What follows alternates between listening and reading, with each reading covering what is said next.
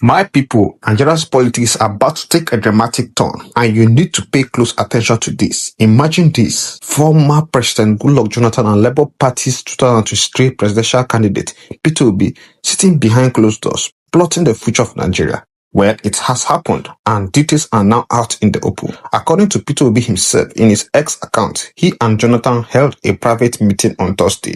But this wasn't just ordinary chit-chat. No, this was continuation of serious conversation about 2027, and the possibilities are shaking the political space. Sources close to the matter reveal something shocking. Both men know they share the same political base. If they enter 2027 race separately, they could split votes and hand Bola Tinubu an easy victory on a silver platter. That's why this meeting is making everyone ask, could this be the bet of a united opposition? But here is where it even gets better. The PDP seriously begging Jonathan to return, but he is holding back because the party is still full of internal crisis. On the other side, Obi's camp is getting restless, worried that they might be sidelined in the very coalition they sacrificed so much to build. Now let me throw this back to you. Should Peter Obi and Goodluck Jonathan put aside everything and join forces to take Tinubu out in 2027? Or do you think personal interest will scatter the whole plan? Anyways, watch this video. I'll be right back to say something on this. But I think this issue has been on for some time. The PDP believe that Peter Obi has not made his final decision. That's why it appears that they are. That's why it appears that they are desperate to bring him into the fold. And you know, when he says that, when Peter Obi says, "I am ready to work with any group just to send the APC packing," it will start ringing in their heads that, oh, perhaps he will be happy to come back to us, given what is going on in the Labour Party. Yes. and all that. So he's a former member of their party. Yes. Their efforts to bring him to the fold is legitimate. And whether we like it or not, Peter Obi is one of the strongest politicians today. He's strong on social media, he's strong with the young people. You know, he's a big opposition voice. Okay. No matter what we say about, we may not like his methods, we may not like his tactics, but he's a strong opposition voice. And now that the PDP has taken the courage to zone the presidency to the south, they believe that people like Peter Obi should take that opportunity, because where they are, as far as they are concerned, they are not sure that they will get the ticket. All right, we'll continue with this conversation right after this break. Don't go away. It's still Journalist Hangout. All right, if you just joined us, it's still Journalist Hangout. I still have BKO right here with us and Shola Ojewusi. Now, still going back to the issue of the PDP, you know, but what specific concessions are the PDP leaders offering Peter Obi to lure him back? Well, I don't know their fixation about Peter Obi, because, you know, that seems to be a kind of confusion from the house of PDP. Today we hear they are bringing in Jonathan, that there is a group of people bringing it, or they are considering because of what they feel was the possibility of the North supporting him because he can only do 4 years.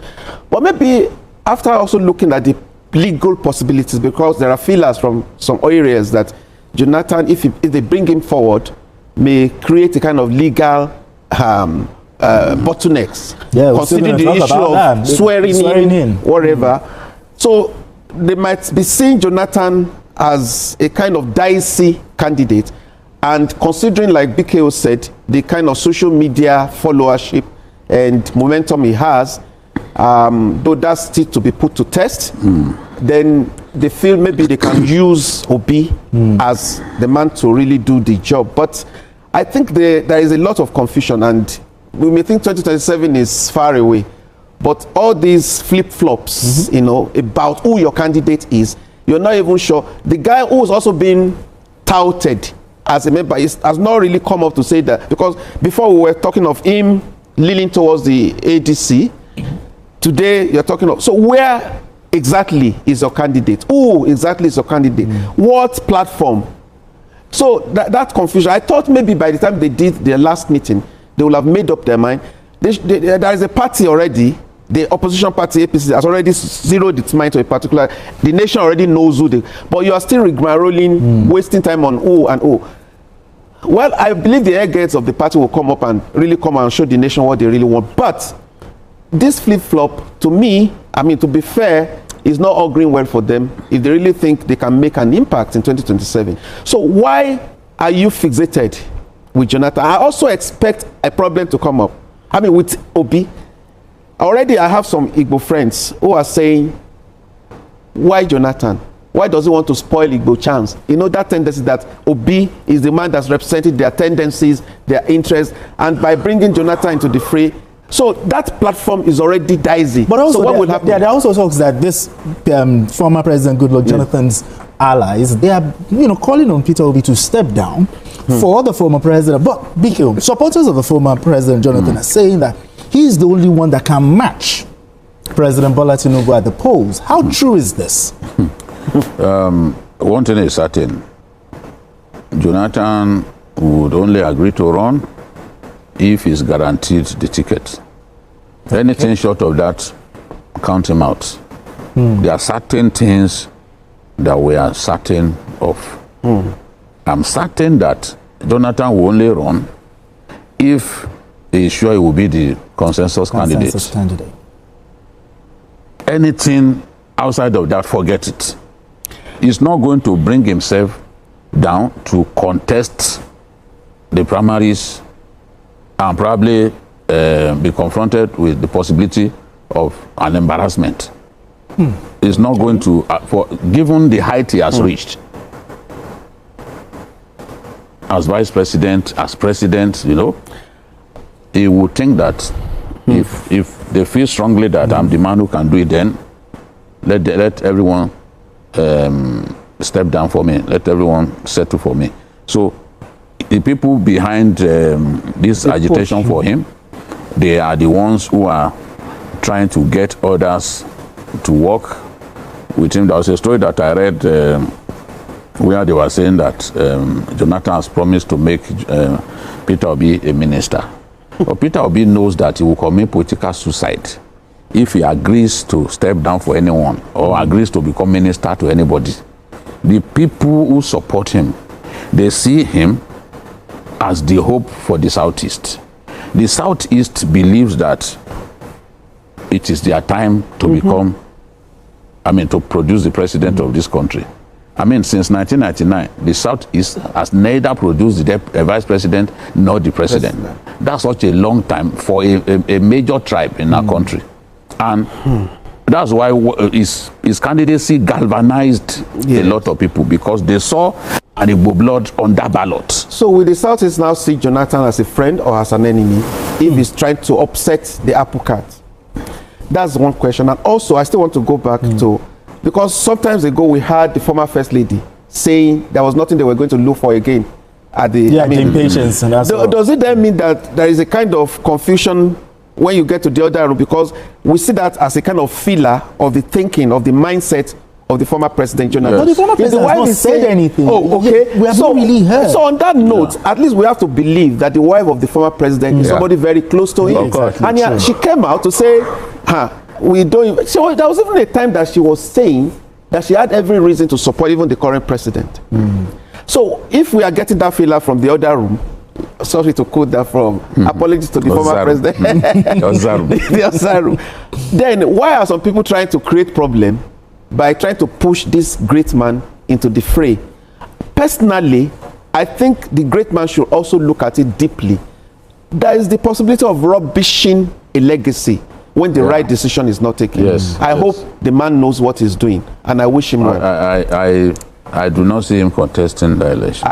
No. I do not see him. But if you're to advise him, will you tell him to take the bait? No. No.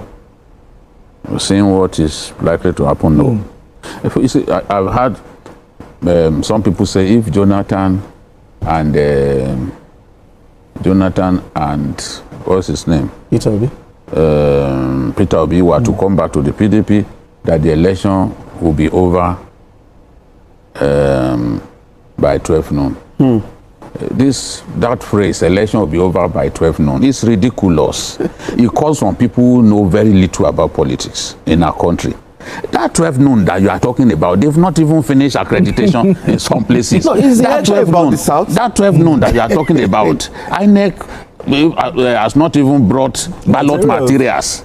I mean, in the last election, people were voting as late as 10 p.m., 11 p.m. in rooms that were not well lit. So what is it, the 12 noon? Whom do you want to defeat before 12 noon? An incumbent? Why are we so ridiculous? You want to defeat an incumbent before 12 noon? How is it going to happen? Even Jonathan, despite the noise about, oh, there is corruption during his regime and did not desperately wanted power, was Jonathan defeated before 12 noon? Jonathan lost by only 4 percentage points. People forget these things. You want to defeat the incumbent before 12 noon? I just hope some people are not out there to get the former president to spend his money. 30 seconds, so we move straight. So I pray, and I believe the former president knows what he's doing. He's a statesman and he knows something about his legacy. I pray he will not allow anybody to rubbish that legacy. All right, gentlemen. Welcome back, guys. If Peter Obi and Goodluck Jonathan finally teams up, do you think they have what it takes to defeat Bola Tinubu in 2027? Or will their personal ambition and political differences destroy the entire plan before it even starts? I want to hear your honest opinion. Should they unite and form one strong opposition, or should Obi go solo and prove himself again? Drop your thoughts in the comments below, because this conversation is about the future of Nigeria. And while you're at it, don't forget to like this video, share it, and subscribe to my YouTube channel so you don't miss the next shocking update in this political drama.